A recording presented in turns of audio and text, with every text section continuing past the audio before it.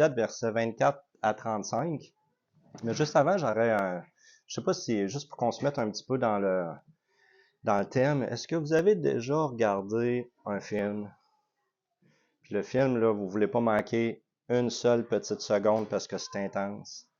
Ou vous avez peut-être regardé un match de football, puis là c'est les 10 dernières minutes, mettons, de la game, puis c'est serré, puis là, tous les détails sont importants dans la stratégie. Ou une game de hockey, puis il y a un de vos chums qui est à côté de vous, où il y a peut-être plein de personnes à côté de vous, puis eux autres, c'est pas ce qui se passe à la TV qui est important. Eux autres, ils veulent jaser pour raconter leurs histoires. Puis là, vous êtes, chut, regarde le film, là, regarde ce qui se passe, là. Puis là, non, ils continuent. Ou bien les enfants, ils s'amusent, puis eux autres, le film qui se passe, puis là, ils dansent devant la TV, puis là, vous êtes, coudonc, vous êtes en train de manquer le show, puis moi aussi, je suis en train de le manquer à cause de vous. Ça vous est-tu déjà arrivé?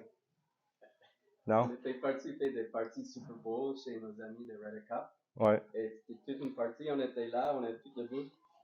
C'était, bon, l'excuse c'était de regarder le Super Bowl. Mais je vous dis, avec le groupe, avec les gens, on s'amuse avec les enfants. Et ouais, c'est vrai qu'on a regardé le match, mais c'est pas qu'on n'était pas concerné qui a gagné, qui a perdu le match. C'était juste comment content d'être ensemble. C'était comme une excuse d'être ensemble. Ouais. Ça me dérange pas. Il y a une expression quand on dit manquer le show. Ou une autre expression, c'est manquer le bateau. Je suis allé chercher un petit peu sur Internet, ça voulait dire quoi, ça, manquer le bateau. C'est une expression qui remonte au 15e, 16e siècle. Il disait même le coche, manquer le coche, initialement, parce que c'était l'autobus tiré par des chevaux, ou ça pouvait être un bateau aussi. Puis il passait à des fréquences régulières, puis il passe, puis tu le manques. Puis là, mettons, fallait que tu te rendes à quelque part d'important, ben, tu le manques, tu le perds. C'est un peu ça qui se passe dans notre texte un matin. Il y a des gens qui réalisent pas ce qui se passe, puis ils passent à côté. Puis il y a une raison pourquoi ils passent à côté. Luc 7, versets 24 à 35. Et on l'a abordé, on l'a commencé à le regarder ensemble dimanche dernier, puis là, on va avancer un petit peu plus dans la section. Mais juste avant, j'aimerais qu'on prie. Seigneur Jésus, je vais te prier qu'on puisse avoir dans nos cœurs nos yeux ouverts, les yeux de notre cœur ouverts pour voir ta beauté, voir ta splendeur, voir qui tu es pour nous, euh, comprendre même un peu plus la bonne nouvelle, en être nourri, en être inondé dans nos cœurs, que ça puisse avoir un impact tellement profond dans notre vie, que ça puisse non seulement nous donner le repos, mais nous remplir de ta joie, de ta puissance, pour pouvoir être des témoins de toi autour de nous. Seigneur Jésus, en même temps, on veut t'amener nos vies. On veut t'amener nos vies pour que tu guérisses, que tu pardonnes, que tu transformes, que tu nous rendes semblables à toi, que tu brises l'argile pour en faire un vase qui va être utile, Seigneur Jésus. C'est ce qu'on veut que tu puisses faire dans chacune de nos vies. Bénis ces instants ensemble ce matin. Et c'est en ton nom, Seigneur Jésus, que je te prie. Amen. Luc 7, versets 24 à 35. Y a-t-il un volontaire qui aimerait le lire? Parce qu'on veut vraiment se diriger dans le texte, puis après ça, essayer de comprendre ce que ça dit. Sinon, je vais le lire. Oui, Jean, merci. 24 à 35. 24 à 35. Luc 7, 24 à 35. Après le départ des messagers de Jean, Jésus se mit à dire aux foules à propos de Jean, qu'êtes-vous allés contempler au désert? Un roseau agité par le vent? Mais qu'êtes-vous allés voir? Un homme vêtu d'habits somptueux? Voici ceux qui portent des habits magnifiques et qui vivent dans le luxe, sont dans les palais royaux. Et donc allez voir un prophète? Oui, vous dis-je, et plus qu'un prophète. C'est lui dont il est écrit. Voici, j'envoie devant toi mon messager pour préparer ton chemin devant toi. Je vous le dis, parmi ceux qui sont nés de femmes, il n'y en a pas de plus grand que Jean. Cependant, le plus petit dans le royaume de Dieu est plus grand que lui. Tout le peuple qui l'a entendu et les péagers ont justifié Dieu en se faisant baptiser du baptême de Jean. Mais les pharisiens et les docteurs de la loi, en ne se faisant pas baptiser par lui, ont rejeté le dessein de Dieu à leur égard. À qui donc comparais-je les hommes de cette génération et à qui ressemble-t-il? Il ressemble aux enfants assis sur la place publique qui s'appellent les uns les autres et disent nous vous avons joué de la flûte et vous n'avez pas dansé, nous vous avons chanté des complaintes et vous n'avez pas pleuré. Quand Jean-Baptiste est venu, il ne mangeait pas de pain, il ne buvait pas de vin. Vous dites, il est un démon.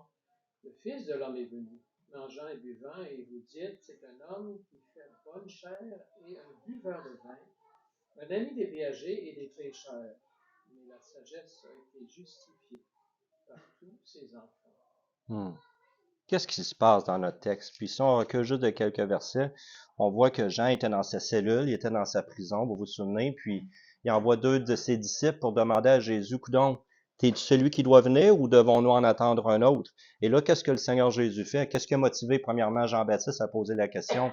Ben, peut-être qu'il vivait un moment de faiblesse dans sa foi, un moment de doute, ça nous arrive tous. Peut-être en même temps, il voulait pousser Jésus à dire, fais-le ce que tu es supposé faire. Peut-être qu'il essayait de comprendre le plan de Dieu. Mais finalement, qu'est-ce que le Seigneur Jésus fait? Qu'est-ce qu'il lui répond aux deux messagers? Il dit, regardez ce qui se passe. La délivrance est en cours et il termine en disant, la bonne nouvelle est annoncée aux pauvres. Après ça, il dit, allez raconter à Jean ce que vous avez vu. Là, quand les disciples, les 2 disciples partent, ils regardent la foule. Jésus regarde la foule. Puis là, dans la foule, qui y avait? Là, il y avait des pharisiens, il y avait des pêcheurs de poissons, il y avait tout le monde, des monsieur tout le monde, il y avait une grande foule. Il y avait des publicains, il y avait des gens qui aimaient Jésus, mais qui n'avaient pas une vie exemplaire, qui avaient besoin d'être transformés. Là, Jésus les regarde, il regarde tout le monde, il dit, c'est quoi vous êtes allés voir dans le désert? Qu'êtes-vous allés voir dans le désert? Mais c'est qui y avait dans le désert? Il y avait Jean-Baptiste, n'est-ce pas, dans le désert? Puis là, il dit, qui c'est que vous êtes allés voir? Il donne deux images. Première image, c'est un roseau allant comme ça, tu sais, avec le vent, un roseau qui bouge, un prince, un homme vêtu d'habits précieux. C'est quoi ces deux images-là? Vous vous souvenez, la semaine passée, on a vu ça ensemble. Bon, un roseau, première des choses. Y a-t-il une plante commune qu'on peut voir dehors, nous autres, en Amérique du Nord? Le gazon, peut-être. Le pissenlit. Le pissenlit. Un roseau, c'était une des plantes communes de ce temps-là. Qu'est-ce qui se passait avec les roseaux? On prenait le roseau pour faire à peu près n'importe quoi. On prenait le roseau pour mesurer. On a pris le roseau pour taper sa tête du Seigneur Jésus, mettre sa couronne d'épines. Quand le roseau était cassé, qu'est-ce qu'on faisait? On le jetait. Jésus a dit, je ne briserai pas le roseau cassé. Je vais le réparer. Le roseau était aussi comparé à quelque chose de pas fiable. Hein? L'Égypte était comparé à un roseau. Tu t'appuies dessus pour trouver du secours, puis ça te perce la main. Hein? Fait que le roseau, c'est une plante commune qu'on utilisait à bon escient comme ça nous tentait. Pourquoi comparer Jean-Baptiste à un roseau? Mais peut-être, puis là, c'est une autre chose intéressante, hein? Jean-Baptiste, Jésus le dit, c'est un messager, c'est la voix. Il est là avec un message, mais il dit pas quelle voix allez entendre dans le désert. Qu'est-ce qu'il dit? Quelle voix allez voir dans le désert. Bon, pourquoi qu'il utilise voir au lieu d'entendre? Pourquoi? Ben, Les gens sont intrigués par le spectacle, mais ils ne font pas vraiment attention à ce qu'ils disent. mhm, Ils sont juste là pour voir. mhm. Ben, peut-être que, effectivement, il y a différentes raisons, mais peut-être que le Seigneur Jésus focus un petit peu sur la rencontre. Vous voulez aller, vous vous êtes dirigé vers quelqu'un pour une rencontre, une expérience. Peut-être qu'il y a aussi, on peut ressentir un peu l'idée de, je vais là par curiosité, pour me faire divertir. Hein? On va aller écouter quelqu'un qui a quelque chose de nouveau à dire, qui a peut-être quelque chose d'intéressant à me dire. Peut-être. Mais bref, le Seigneur Jésus dit, qu'elle va aller voir un roseau? Bon, quelque chose de commun, quelque chose qu'on utilise pour soi-même. Quelque chose aussi le fait qu'il est qui suit le vent, ben c'est quelque chose peut-être qui dit, ben des fois le courant d'air passe par là, des fois il passe par là. Hein? Quelqu'un qui est pas stable dans ses enseignements. C'est un peu comme qu'elle va aller voir au désert? Un roseau? Après ça, deuxième chose, qu'elle va aller voir au désert? Un prince? Quelqu'un d'habits, dans des habits précieux? Là, ce qu'on peut sentir dans l'image d'un prince, c'est quelqu'un qui a du succès, quelqu'un qui a une notoriété, quelqu'un qui peut peut-être vraiment faire quelque chose pour moi. Il y a de quoi me dire. Hein? Quelqu'un qui ça a marché dans sa vie. Mais là, il y a comme un peu de sarcasme, hein, parce que qu'est-ce qu'un prince ferait dans le désert? Qu'est-ce qu'un prince ferait dans le désert? Hein, puis on sait que Jean-Baptiste prêchait dans le désert. Mais qu'êtes-vous allé voir dans le désert? C'est c'est ça la grande question que le Seigneur Jésus fait. Mais Jésus affirme, hein? Il affirme, il dit, vous êtes allé voir un prophète. Même plus qu'un prophète. Puis là, c'est comme si le Seigneur Jésus, il déroule une partie du plan de Dieu. Le film qu'ils sont en train de manquer. Il le déroule. Il est en train peut-être même de faire un replay au ralenti. C'est quoi vous êtes allé voir au désert? Puis le Seigneur Jésus en profite pour les ramener à ce film-là, à la vraie histoire. Les Juifs attendaient un précurseur du Messie, la voix, le messager. Puis il dit, ben, Jean-Baptiste, il est un prophète. Là, ça les ramenait aux prophètes de l'Ancien Testament, mais ça les ramenait aussi à la prophétie. Il est un messager, celui qui prépare le chemin du Seigneur. Il dit même, le plus grand pourquoi? Probablement par son rôle, hein, le précurseur du Messie. Probablement aussi par sa nature. Il est un simple messager. Sa grandeur ne réside pas en ce qu'il est par lui-même. Sa grandeur est par sa fonction que Dieu lui a assignée, par sa nature qui vient de Dieu. Je pourrais même dire, son insignifiance populaire a fait de Jean le plus grand. Quelqu'un de humble. Qu'est-ce qu'il a dit de Jésus? Il faut qu'il grandisse, puis moi je diminue. Son insignifiance populaire a fait de lui quelqu'un de tellement humble, le plus petit, parce que tout son focus était vers Jésus, puis à amener les regards du peuple à se tourner vers Jésus. Mais là, le Seigneur Jésus, il déroule le film, il fait un replay du film. Il dit, je vais vous montrer la vraie histoire qui est en train de se dérouler. Qu'elle va aller voir dans le désert. Mais c'est un prophète. Ah, peut-être le plus petit aux yeux populaires, mais le plus grand, c'est le précurseur, c'est le messager. Qu'est-ce qu'il faisait, Jean, dans le désert? Il annonçait la repentance, hein, ça le dit, hein, il prêchait la repentance. Repentez-vous car le royaume des cieux est proche. Puis la repentance, il la symbolisait, les gens voulaient s'identifier à cette repentance-là, puis on va voir qu'il y a eu deux réactions ici, les gens de mauvaise vie, puis les pharisiens ou les religieux. La repentance, c'est quand Jean-Baptiste prêchait la repentance, il baptisait aussi les gens, hein, n'est-ce pas? Puis les gens s'identifiaient à la repentance en se faisant baptiser. Mais une repentance de quoi? La repentance, c'est quoi? Puis là, on voit deux réactions. On voit les publicains, puis le verset, il y a deux versets qui sont quand même très charnières dans notre texte, qui sont même centrales un petit peu. Hein, les versets... Oups, j'ai perdu ma place. Les versets 29 et 30, qui sont centrales. Le Seigneur Jésus vient expliquer quelque chose ici. Puis la même idée de justifier est reprise à la fin au verset 35 en parlant de la sagesse. Une repentance de quoi?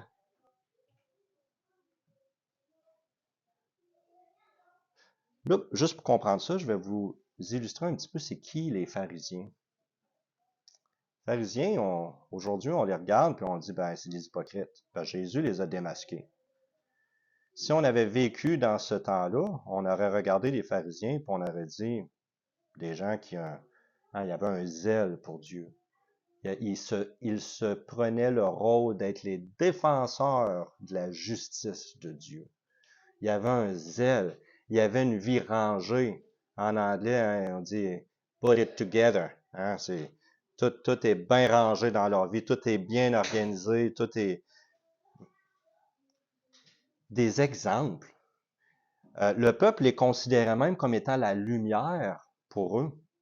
C'était la référence. Quand un pharisien arrivait dans la pièce, tout le monde devenait intimidé parce que sa justice était impeccable.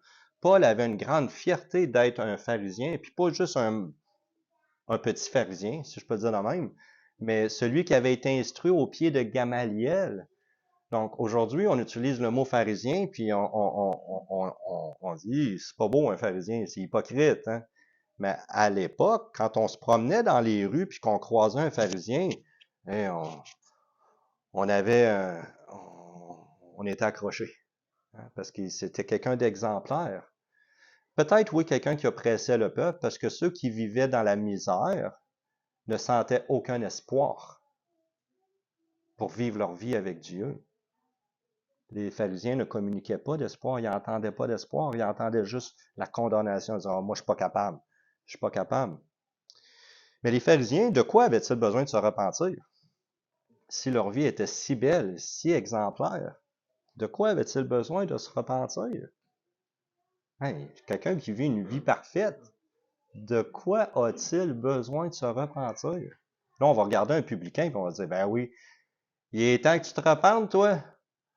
Hein, parce qu'il est mauvais, mais le pharisien, de quoi a-t-il besoin de se repentir? Pensez-vous qu'il a besoin de se repentir, le pharisien? Son pensée, son cœur, Oui, l'attitude peut-être. son cœur.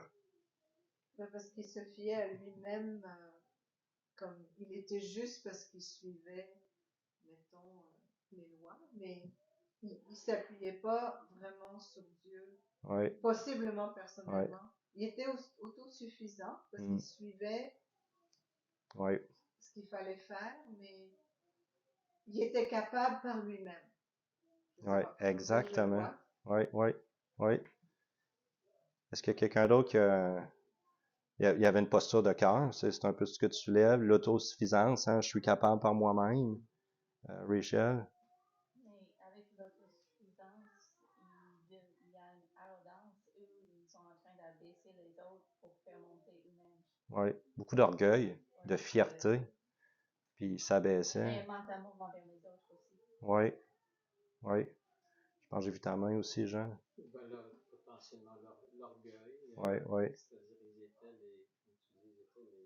comme tu dis, les premiers après Dieu. Là. oui, oui, C'est Jésus qui dit que c'est Jean-Baptiste, oui. le premier parmi tout le monde. Ils ont dû l'entendre, ça. Oui, ah oui, oui, c'était confrontant. Oui, oui. Ils voulaient la première place toujours, les pharisiens, hein, fait que, comme tu viens de dire, les premiers après Dieu, puis là, whoop, Jésus dit, Jean-Baptiste, le plus petit, il est plus grand. Ouais, c'est bon, ça, c'est vrai. C'est juste une autre manière à dire l'orgueil ou l'arrogance, mais il était en train d'agir pour la public, pour pouvoir avoir les yeux de tout le monde tournés vers eux, pour dire, ah, ils sont des bonnes hommes, puis tout. Au lieu d'agir pour l'audience de un qui est le Seigneur. Oui, oui, oui, oui. Est-ce qu'il y a quelqu'un d'autre? Je pense que ce qu'on vient de soulever est très, très, très bon. J'aimerais ça amener notre attention sur quelque chose. Je vais dire ceci. Quand on trouve sa joie, sa sécurité et son identité, sa fierté en soi, même dans des bonnes choses qui se trouvent en soi, notre moralité, on invalide le plan rédempteur de Dieu pour nous. Puis là, je vais relire les versets 29 et 30. Puis après ça, on va regarder la comparaison des enfants. Hein, parce que là, Jésus cite comme un proverbe populaire de ce temps-là. Versets 29 et 30. Tous les gens du peuple et tous les collecteurs d'impôts qui ont écouté le message de Jean et se sont fait baptiser par lui ont reconnu que Dieu est juste. Mais les pharisiens et les enseignants de la loi qui ont refusé de se faire baptiser par lui ont rejeté la volonté de Dieu à leur égard. Ici, littéralement, ce qui est dit, là, c'est alors que le peuple entendait, les publicains, les gens de mauvaise vie qui ont dit, c'est pour moi ça. Eux autres qui ont écouté le film puis ont compris l'histoire puis ont dit, Jean-Baptiste, il vient pour nous réveiller, nous parler de notre misère, nous tourner vers le Sauveur. Jean-Baptiste, c'était pas le Sauveur, là. Hein, il nous faisait constater, comme les prophètes de l'Ancien Testament, notre péché, notre misère, le mauvais en nous, notre détresse. Puis là, les publicains, ils se sont identifiés à ça. Puis là, ils ont dit, c'est pour moi ça. C'est pour moi ça. Puis là, ils ont décidé de se repentir, eux autres. On va compléter sur la repentance. En se repentant, littéralement, ce que ça dit ici, c'est qu'ils ont affirmé, déclaré publiquement que Dieu est juste. Là, tu te dis, attends une minute. Comment est-ce qu'un mauvais peut affirmer que Dieu est juste? Il est mauvais. Qu'est-ce qu'il mérite? Sa vie est un désastre, un gâchis, c'est un mauvais, c'est un pourri, c'est un banni, c'est un outcast. En se repentant puis en s'identifiant avec ce message dans l'histoire de Dieu, de l'histoire rédempteur, en s'identifiant en disant Jean-Baptiste, il vient me faire prendre conscience de ma misère et de ma détresse pour que je me tourne vers Jésus. Et en s'identifiant et en se repentant, vous savez ce qu'ils ont fait? Ils ont déclaré publiquement, ils ont affirmé la justice de Dieu. Comme un paradoxe là, dans notre mentalité aussi pharisienne à nous, qu'on a à l'occasion. Parce que la justice de Dieu, c'est faut faire ce qui est juste. C'était comme leur pas de foi pour eux. C'était ce que Dieu attendait de eux.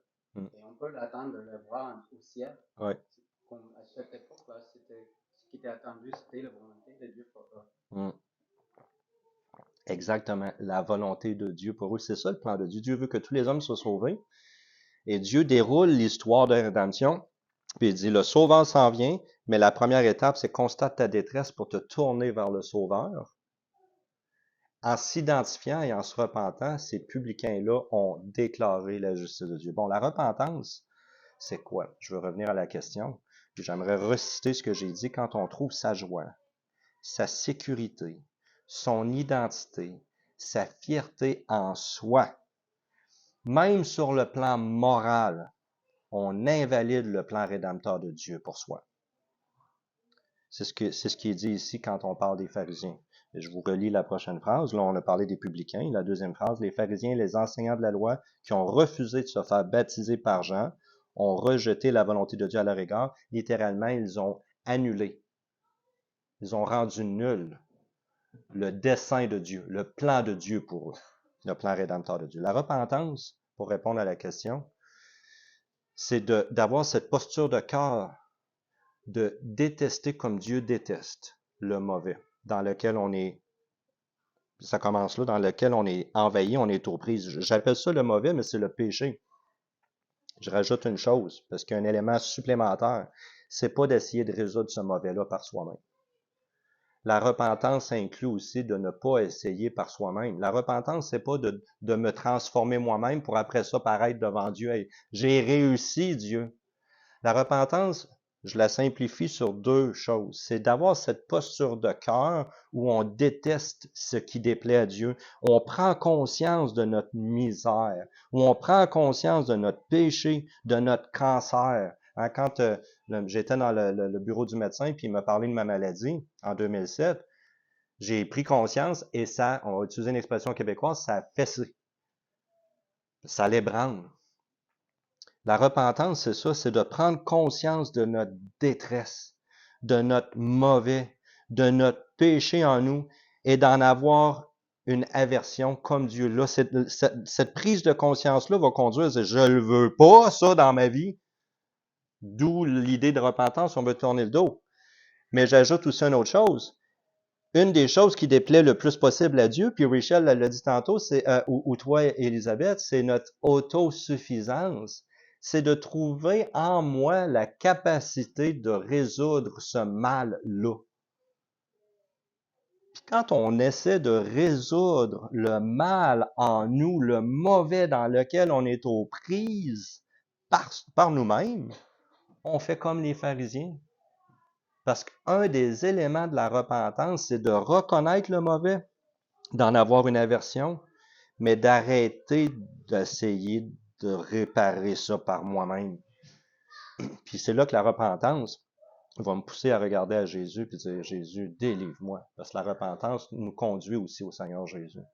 Et c'est ça le film qui est en train de se dérouler.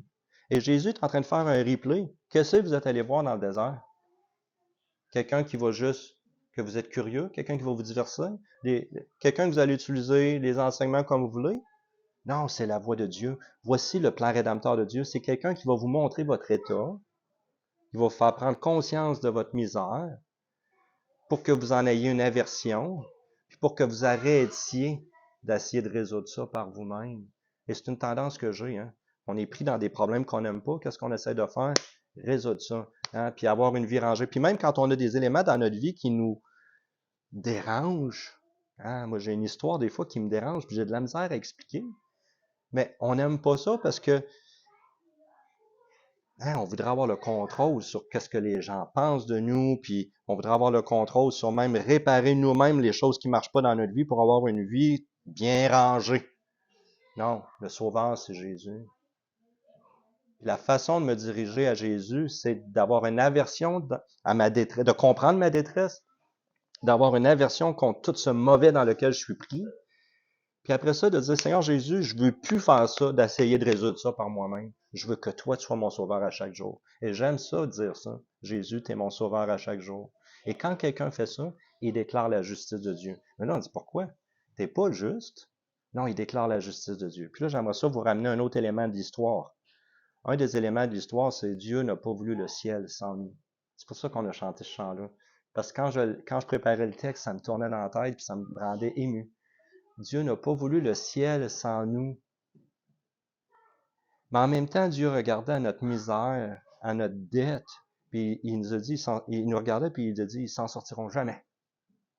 Avec raison. Ils s'en sortiront jamais. Le mauvais est tellement collé dans moi, il est tellement fait partie de moi, et Dieu nous a regardé et dit, ils s'en sortiront jamais. Il faut que je fasse quelque chose pour eux.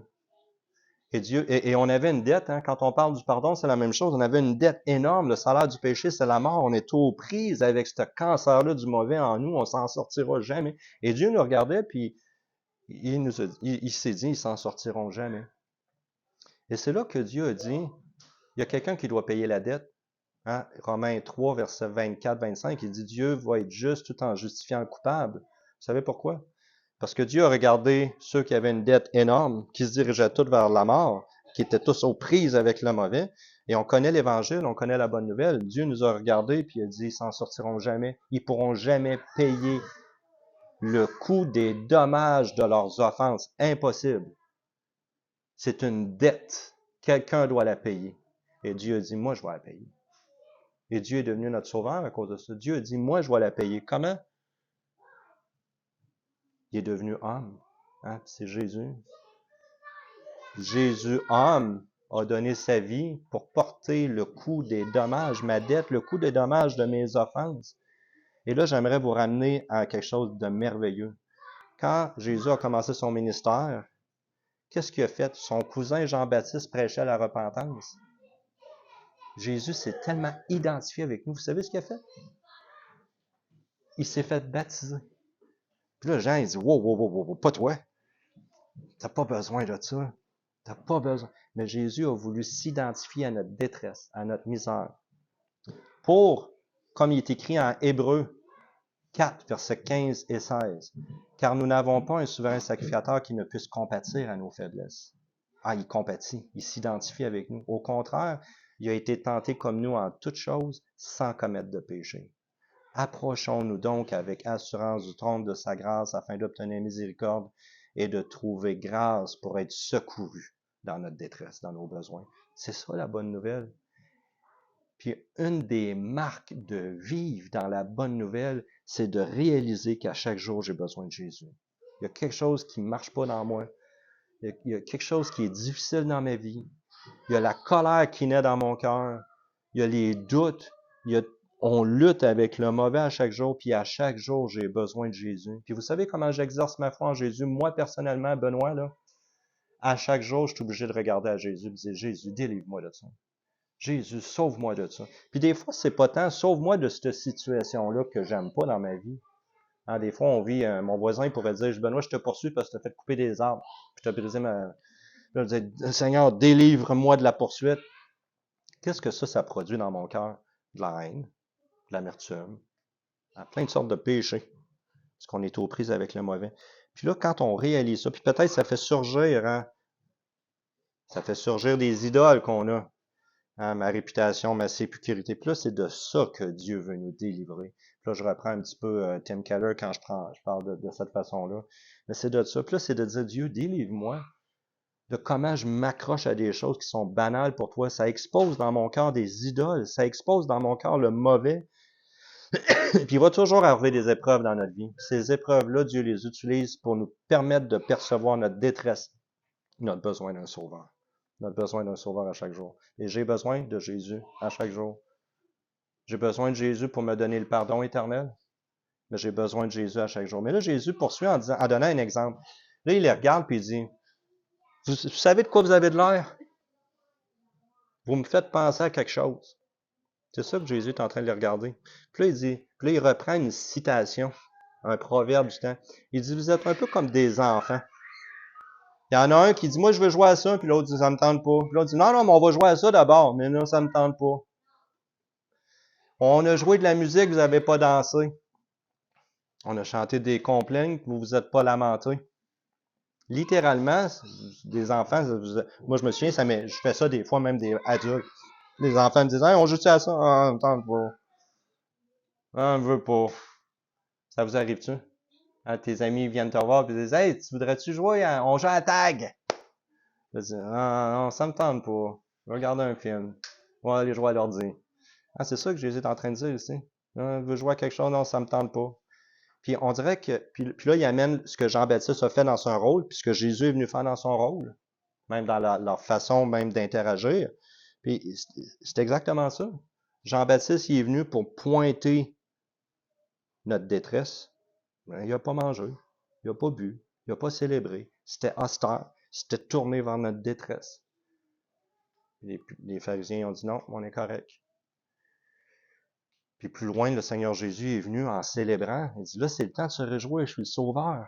Je viens vous délivrer. Hein? Il mange avec, qu'est-ce que c'est ça? Il se tourne vers les pécheurs. Là, il dit, vous comprenez pas. Vous faites pas partie du plan. Pas parce que Dieu veut pas qu'il fasse partie du plan. Parce qu'il refuse de danser avec la musique. J'avais mis cette petite phrase-là. Hein? Il refuse de suivre, d'embarquer. Mais c'est important de se rappeler une chose. C'est important de se rappeler une chose. Même dans notre misère, quand on reconnaît notre détresse, puis qu'on se tourne vers Jésus, dans cette repentance où on arrête par nous-mêmes, d'essayer par nous-mêmes, on déclare la justice de Dieu. Et ça plaît à Dieu. Dieu prend plaisir à ça.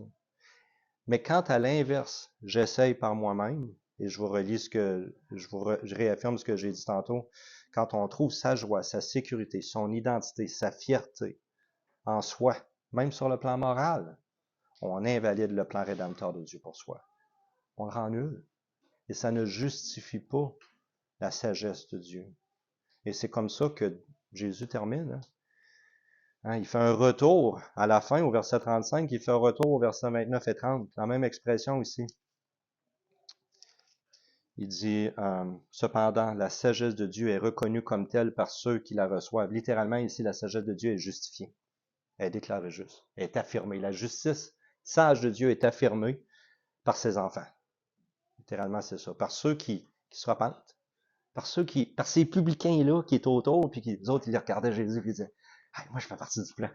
Hein, malgré leur pourriture aux yeux des pharisiens. Les pharisiens qui aiment être les premiers, ils regardaient ça, puis ils disaient, vous vous souvenez, cette dame, comment elle s'appelle dans le film, dans la série, je suis pas capable de le dire, le château en Angleterre, là, il y a toute une série qui est faite là-dessus. Il y a un château, il y a toute une vie de famille dans le 18e siècle, 19e, plutôt 19e siècle. Downton Abbey.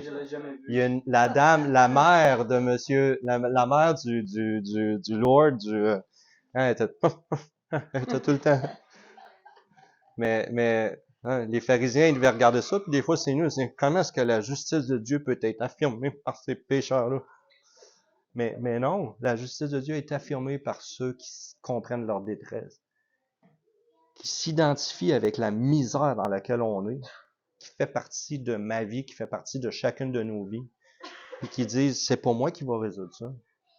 J'arrête d'essayer et je me tourne vers Jésus, puis c'est lui qui me donne sa justice.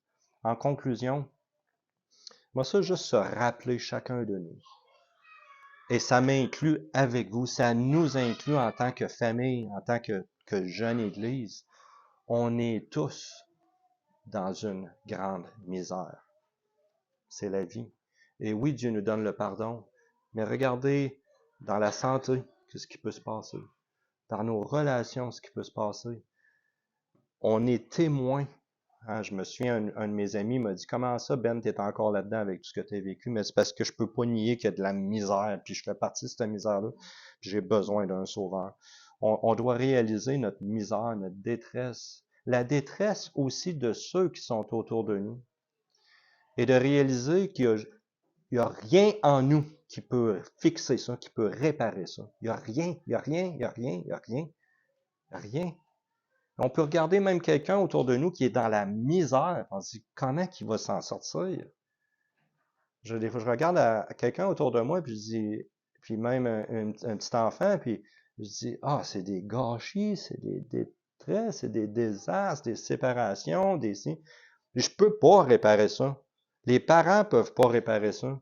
Il y a pas personne qui peut réparer. Il y a pas personne sur Terre qui peut réparer ça. Il faut arrêter de dire, je trouve mon identité, ma sécurité dans ma capacité de réparer ça puis de vivre une belle vie. Non, faut que je me repente de ça. Dire, Jésus, tu es le seul. Oui, je déteste le péché. Oui, je déteste le mauvais dans lequel je suis aux prises. Mais Jésus, c'est juste toi qui peux guérir ça. C'est juste toi qui peux me transformer. Puis elle est là notre espoir pour nous et pour ceux autour de nous. On peut facilement, puis c'est humain, de convoiter une vie meilleure. Et peut-être même qu'on peut se dire, si j'étais marié à quelqu'un d'autre, j'espère pas, là, mais ça, on peut convoiter une vie meilleure et essayer de trouver des solutions dans notre vie meilleure. Oh, si je pouvais trouver un bon chum, ou si je pouvais avoir quelqu'un qui avait de l'argent, ou si je pourrais, quelqu'un qui pourrait me clairer ma carte de crédit, je l'ai trop enfilée puis je sais plus comment m'en sortir. Hein? On peut tous convoiter une vie meilleure, qui est le produit de nos efforts. Et on peut même être attiré par ceux qui vivent une vie meilleure, tout bien rangé, puis dire comment ils ont fait. Bon, on prend ça de l'autre bord aussi. On peut juger ceux qui vivent une vie désorganisée, puis dire, hé, pauvres eux autres. Puis même dire, ils s'en sortiront pas. Mais on doit se repentir de cette façon de voir la vie, là, puis dire, on est tous dans de la détresse. On est tous dans de la misère. Puis il y a juste Jésus qui peut réparer le mauvais en moi, qui peut me délivrer de ça. Puis c'est là qu'il y a de l'espoir. Parce que là, après ça, on peut regarder à n'importe qui autour de nous. Si c'est vrai pour nous, là, on peut regarder à n'importe qui autour de nous et dire, hey, ils ont besoin de Jésus. Ils ont besoin de Jésus. Il y a juste Jésus qui peut réparer leur vie. Il y a juste Jésus qui peut donner le pardon. Il y a juste Jésus qui peut leur donner de la joie. Puis la repentance est exprimée de façon merveilleuse. Lorsque je hais ce qui est mauvais en moi, puis lorsque je me tourne vers Jésus. Puis ça, c'est tellement simple. Quand on fait cette prière-là, quand on vit des difficultés, puis dire, Jésus, délivre-moi. Il y a des moments où je faisais des crises d'anxiété, moi, il y a 3-4 ans. Puis là, c'est moins présent, mais il y a des moments où j'avais de la douleur en dedans de moi, dans la période de mon burn-out. Puis j'étais à côté, le front sur le bras, puis sur le comptoir qui est là. Puis la seule prière que j'avais, le Seigneur Jésus, délivre-moi. Il y a de quoi je comprends pas pourquoi j'ai ça ici. Délivre-moi. Puis Jésus délivre. Et Amy, elle se souvient de ça. Elle me voyait pleurer, elle me voyait combattre. Hein? Puis le monde va nous dire, lâchez prise. Ben, j'aime mieux dire ça, lâche ça à Jésus. Hein, le lâcher prise, c'est donne-y ça. Donne-y tes douleurs, donne-y tes difficultés. La repentance, c'est pas d'avoir des regrets. La repentance, c'est pas de changer par soi-même. La repentance, c'est de détester le mauvais, puis d'arrêter de résoudre ça par soi-même, puis de dire, Jésus, viens me délivrer. C'est ça la repentance. Et c'est à ce moment-là qu'on affirme hautement la justice de Dieu. Je veux vous rappeler aussi cet évangile-là, on veut vivre cette bonne nouvelle-là. C'est ça la bonne nouvelle, hein? Jésus répare. Jésus délivre. Jésus guérit. Puis quand c'est infernal, difficile, Jésus est avec nous. Il nous comprend. C'est ça la bonne nouvelle. Rappelons-nous qu'on veut que cette bonne nouvelle-là brille dans nos cœurs. On veut en être inondé. On veut en être saturé. On veut vivre cette bonne nouvelle-là ensemble. On veut faire briller cette bonne nouvelle-là. On veut le proclamer. Et on veut que cette bonne nouvelle-là, comme Jésus l'a dit aux 2 messagers de Jean-Baptiste, on veut que cette bonne nouvelle-là soit annoncée aux pauvres. Ça m'inclut, ça nous inclut. Mais ça inclut aussi tellement de personnes. C'est quoi le chant qu'on a chanté dimanche dernier? Hein? Et aux 4 coins de Port-Neuf. Hein? On veut qu'aux 4 coins de Port-Neuf, puis de la terre, que la bonne nouvelle soit annoncée. Prions ensemble, j'aimerais qu'on prenne quelques minutes pour prier comment est-ce que le Seigneur Jésus veut que cette bonne nouvelle-là brille dans ma vie. Qu'elle soit un réconfort, une force, un encouragement, que ça brille dans ma vie. Comment est-ce qu'on veut que ça brille entre nous? J'ai besoin, hein, Jean-Baptiste, il a fallu qu'il se fasse raconter les œuvres de Jésus. J'ai besoin que vous, des fois, vous me le racontiez. C'est pas parce que je vous enseigne un matin que j'en ai plus besoin. J'ai besoin que vous me l'annonciez à moi aussi. C'est une dynamique qu'on veut vivre ensemble. On s'annonce la bonne nouvelle. Deuxième chose, comment est-ce qu'on peut s'annoncer mutuellement la bonne nouvelle? Mais comment aussi est-ce qu'on peut le proclamer à ceux autour de nous?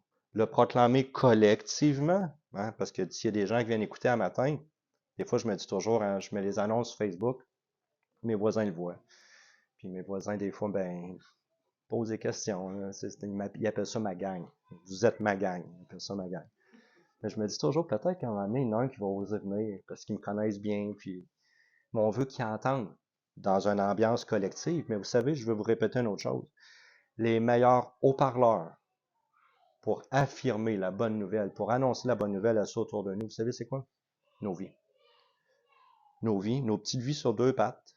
Quand on va aller vivre notre vie demain, aujourd'hui, demain, toute la semaine. Les gens nous voient, les gens nous entendent. Puis il y a plein d'opportunités qui se présentent à nous pour qu'on puisse leur annoncer. Les meilleurs haut-parleurs sont pas on n'en a pas un matin ici, là, mais c'est pas ça. C'est pas les haut-parleurs qui sont ici dans la salle. Les meilleurs haut-parleurs, c'est nos petites vies sur deux pattes qui s'en vont dans le monde après. Partout où on est, à l'école, au travail, au IGA, à l'école, comme enseignant, comme étudiant, au travail, dans la rue, c'est là c'est nos petites vies sur deux pattes qui sont les meilleurs haut-parleurs pour proclamer la bonne nouvelle.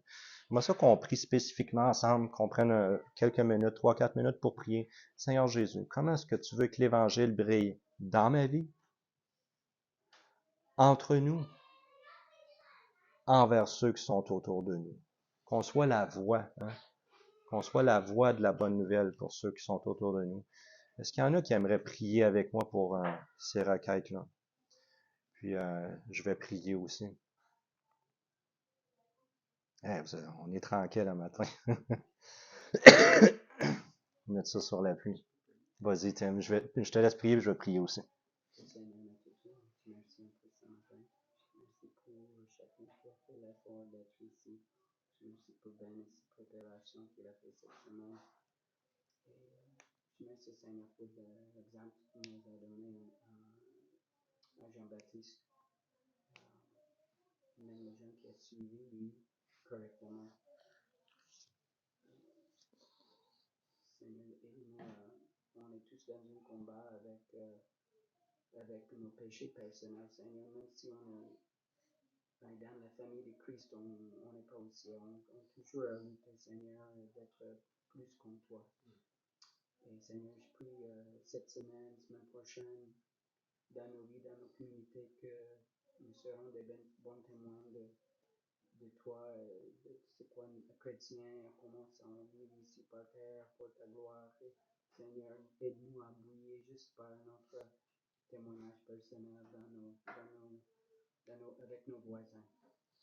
Seigneur, aidez-nous de ne pas devenir fatigués de cette vie qui est parfois compliquée, difficile à comprendre parfois.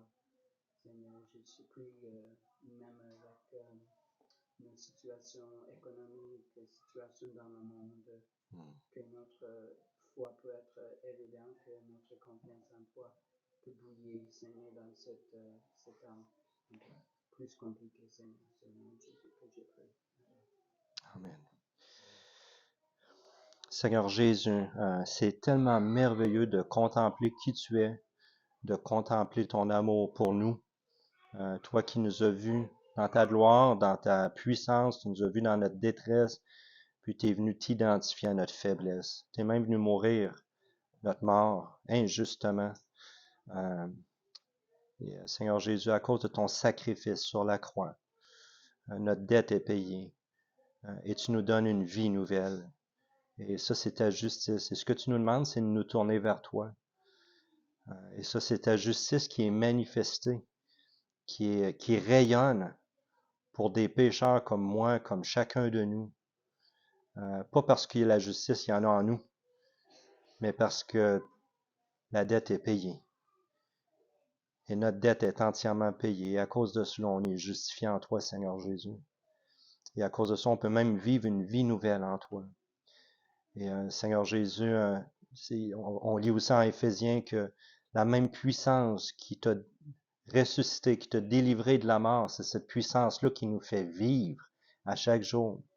Et c'est quelque chose de tellement surnaturel quand on met notre foi en toi, la vie qu'on trouve en toi, la joie qu'on trouve en toi, la force qui vient de toi, Seigneur Jésus. Je vais te prier que cette bonne nouvelle-là puisse trouver une grande place dans chacun de nos cœurs, qu'on puisse en être nourri, saturé dans nos pensées, ébahi, émerveillé dans nos cœurs, que ça puisse nous remplir de force, de joie, qu'on puisse trouver un grand repos en toi. Seigneur Jésus, que ça puisse même réverber autour de nous, dans nos maisons, auprès de nos enfants, auprès de notre mari, notre épouse, que ça puisse être proclamé puissamment, que ça puisse être annoncé aussi à ceux qui sont autour de nous, Seigneur Jésus. Je veux te prier que tu nous conduises à vivre cette bonne nouvelle-là, à trouver des façons de vraiment se l'annoncer les uns aux autres, s'encourager, se fortifier, mais aussi de trouver des façons de l'annoncer à ceux qui sont autour de nous. Et conduis-nous, Seigneur Jésus, par ton esprit. Conduis-nous dans nos prochaines étapes. Déjà, c'est merveilleux de voir comment tu nous as conduits ensemble, comment tu nous unis, Seigneur Jésus, comment tu nous permets de bâtir des relations. Continue de faire ton œuvre, de bâtir ton Église et aussi de nous permettre d'être des témoins, des missionnaires, des gens qui sont des voix, qui sont des messagers de la bonne nouvelle autour de nous. Et donne-nous cette semaine la joie, la force. La joie du Seigneur est ma force. Ta joie est notre force. Donne-nous cette joie en laquelle on trouve force, Seigneur Jésus. Et c'est en ton nom que nous te prions. Amen.